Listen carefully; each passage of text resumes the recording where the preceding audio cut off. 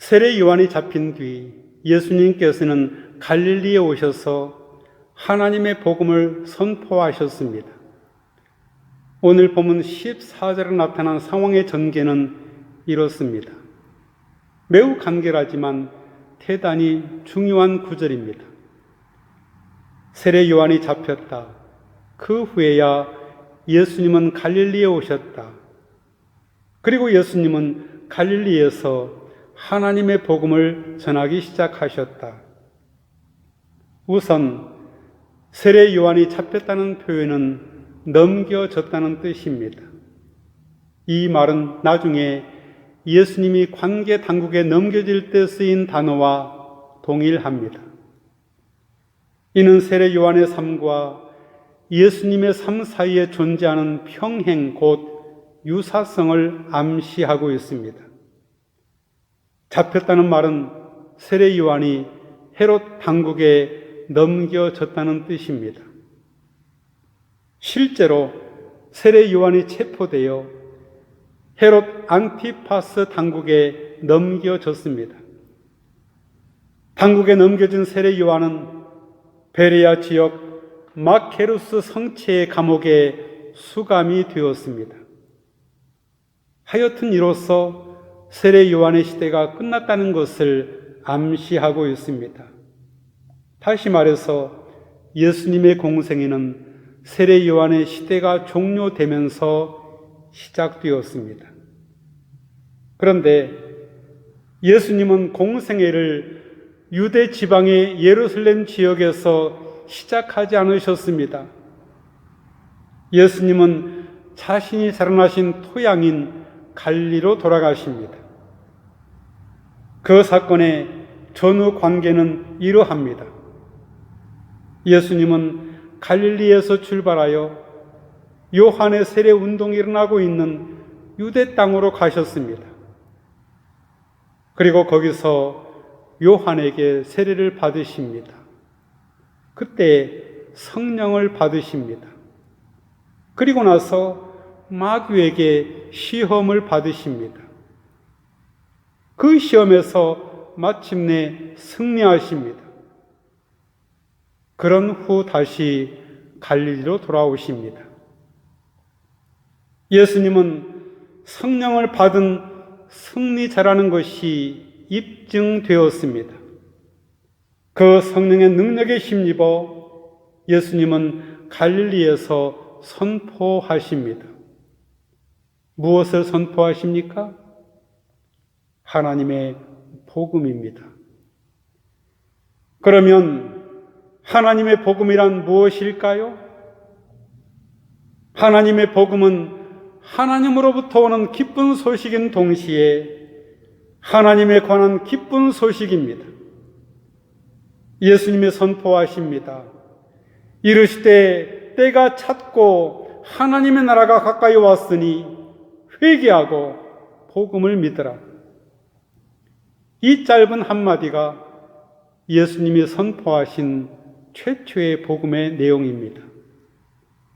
이 말씀은 예수님의 사상이며 예수님이 지향하시는 비전의 전부입니다. 예수님은 복음 전체를 이 한마디 말씀으로 압축하셨습니다. 시작이 반이 아니라 시작이 전체입니다. 예수님의 선포, 때가 찼고 하나님의 나라가 가까이 왔으니 회개하고 복음을 믿으라. 이 예수님의 최초의 선포는 4개의 명제로 구성되어 있습니다. 때가 찼다. 하나님의 나라가 가까이 왔다. 회개하라. 복음을 믿으라. 우선 때가 찼다는 말은 무엇을 의미할까요? 시간을 묘사하는 어휘로 2개의 단어가 있습니다. 하나는 크로노스이고 다른 하나는 카이로스입니다. 크로노스는 우리가 시계로 계산할 수 있는 객관적인 시간의 경과나 흐름을 말합니다. 해가 뜨고 해가 지고 지구의 공전과 자전을 통해서 매일 낮과 밤이 찾아오는 시간입니다. 흘러가는 시간입니다. 반면에 카이로스는 객관적인 변화의 흐름, 죽음의 시간이 아니라 생명의 시간입니다. 특별하게 규정된 시간입니다. 카이로스는 정확하게 들어맞는 때, 알맞은 때, 그러니까 타임이 아닌 타이밍의 시간입니다. 바로 그 시각, 결정적인 그때, 그 기회, 유리한 때, 열매 맺는 때입니다. 우리가 산다고 하는 것은 크로노스의 문제가 아니라 결국 카이로스의 문제입니다. 오래 사는 것이 목표가 아니라 얼마나 정확하게 카이로스를 포착하느냐가 우리 삶의 의미를 결정합니다. 세례 요한이 잡혔다는 것은 정치적 상황이 매우 악화되었다는 것을 의미합니다. 그때 예수님께서 갈릴리로 가십니다. 반란의 고장, 암하르치의 고향, 열심 당원들의 텃밭인 갈릴리로 가십니다. 그러하기에 갈릴리는 목가적 풍경이 아닙니다. 거기서 최초로 선포하신 예수님의 메시지는 때가 찼다였습니다. 때가 찼다는 말은 때가 무르익었다는 말입니다. 그 무엇인가가 완성되고 성취되는 결정적인 카이로스가 임박했다는 뜻입니다. 물론 카이로스의 주체는 바로 하나님의 나라입니다. 셈족의 언어로 나라라는 말의 본래 의미는 눈으로 직접 확인할 수 있는 공간적인 개념이 아닙니다. 행위의 개념입니다. 이스라엘 민족은 본시 공간적인 개념의 나라를 가져본 적이 별로 없는 민족이었습니다. 그러하기에 하나님 나라는 하나님의 행위이고 하나님의 나라는 하나님의 통치 행위입니다. 하나님의 나라는 하나님의 행위요, 하나님의 통치요, 하나님의 권능이요, 하나님의 질서입니다. 하나님의 나라는 하늘의 질서입니다. 하늘의 질서는 타락한 땅의 질서, 곧 예수님께서 목도하고 계시는 갈릴리의 현실적 질서와는 질적으로 전혀 다른 질서입니다. 하늘의 질서는 하늘이라는 공간 속에 갇혀있는 질서가 아닙니다. 그것은 반드시 땅으로 내려와 땅의 새로운 질서가 되어야만 합니다. 그래서 그것을 하늘의 질서, 다시 말해서 하나님의 질서라고 부르는 것입니다. 예수님은 말씀하십니다. 하나님의 나라 곧 새로운 하늘의 질서가 가까이 왔다. 그것이 지금 여기 이 땅에서 실현되려고 하고 있다. 그 카이로스가 무르익었다.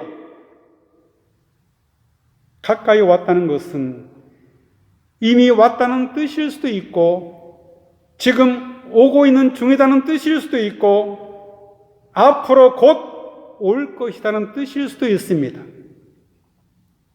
종합해 보면 하나님의 나라가 여기에 이미 와 있지만 아직 완성되지 않았다는 뜻입니다.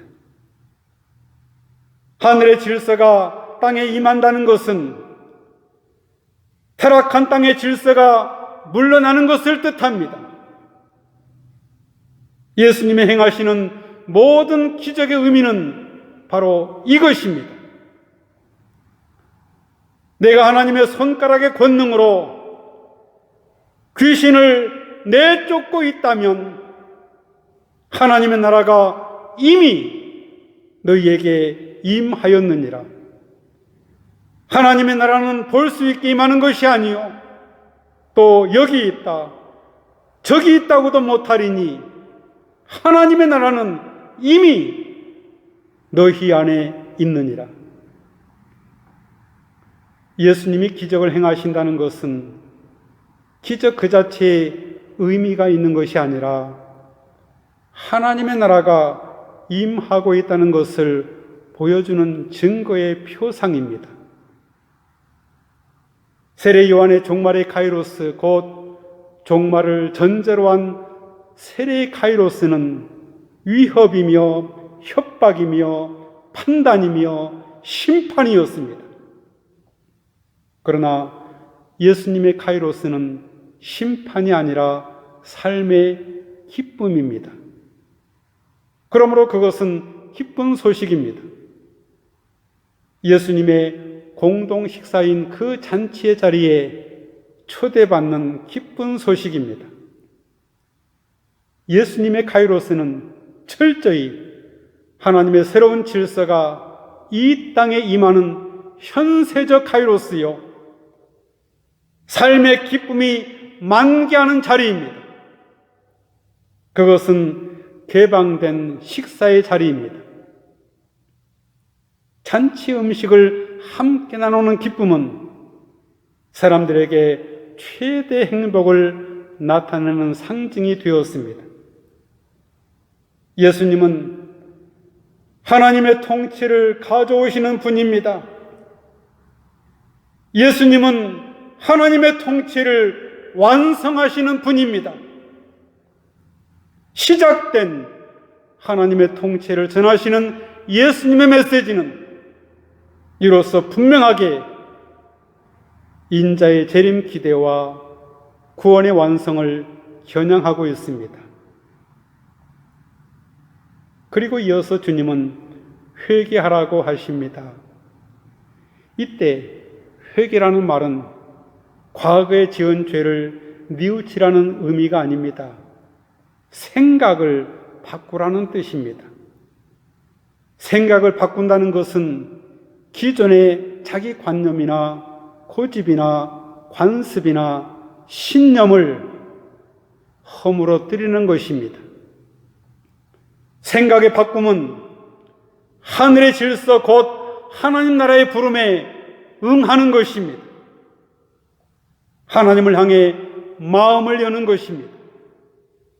진정으로 마음을 열기 위해서는 자기를 버려야 합니다. 구약 성서에서 회개는 하나님을 떠난 모든 행동에서 돌이키는 것입니다. 그리고 긍휼히 여기시는 하나님을 향하여 돌아서는 것입니다. 사람이 돌아서서 새로운 방향을 찾아 전적으로 하나님께 맞추어 태도를 정하는 것이 회개입니다. 예수님의 부름 안에서 하나님은 사람들에게 가까이 오십니다. 사람들은 이것을 체험할 수 있습니다. 그래서 회개가 가능하게 됩니다. 이제 마지막 한 구절은 기쁜 소식, 곧 복음을 믿으라입니다. 복음은 하나님의 생명의 말씀, 하나님의 구원의 약속입니다.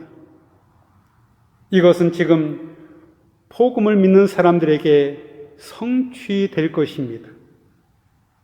믿음은 자기만의 주관적 확신과 관련되어 있습니다. 기쁜 소식, 복음은 1차적으로 이성적 판단의 대상이라기보다는 자기 자신의 주관적 확신에 의한 믿음의 대상입니다. 기쁜 소식은 하나님 나라의 오심입니다. 하나님의 나라가 지상에 실현된다는 그 소식입니다. 이스라엘이 로마의 압제로부터 해방되고 가난한 자를 해방시키며 불의한 자들을 제거하고 예루살렘 성전을 독식하고 있는 사악한 제사장 무리들로부터 풀어내는 그 소식, 눈먼 자가 보며 안전뱅이가 걸으며 문둥이가 깨끗함을 얻으며 귀머거리가 들으며 죽은 자가 일어나며 가난한 자들에게 복음이 전파되는 그런 신나는 기쁜 소식입니다. 그 기쁜 소식은 믿어야 합니다. 새로운 하나님의 나라가 이 땅에 실현되는 그 기쁜 소식을 믿어야 합니다.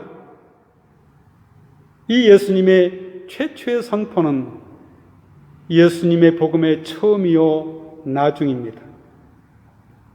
믿음은 하나님을 향하여 나아감으로 자신의 삶의 현실 속에서 생명의 완성을 마음껏 누리게 합니다.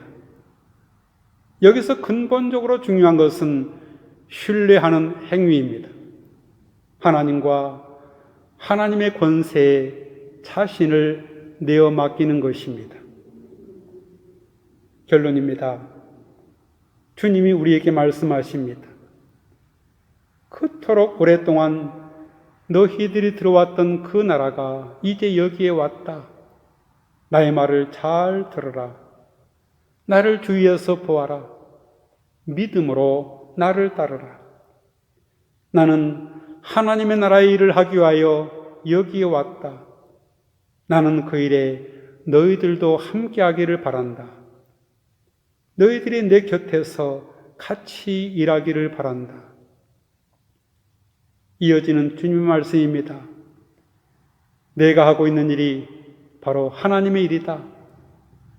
그리고 나는 너희들이 몸과 마음을 다해 이 일에 참여하기를 바란다. 그냥 구경꾼으로 혹은 팬으로서 혹은 지지자로서가 아니라 이 하나님 나라의 삶이 너희들 속으로 들어가기를 바란다. 너희가 나와 함께 하나님의 나라가 임하기를 기도하기를 바란다. 같이 기도하겠습니다. 하나님 하고 부를 때마다 저희 영혼이 하늘 위로 솟아오르게 하옵소서. 저희 마음이 열려 하나님의 나라가 열리게 하옵소서. 하나님을 저희 몸과 마음에 모시어 맑고 밝고 환한 삶이 되게 하옵소서. 예수님의 이름으로 기도하옵나이다. 아멘.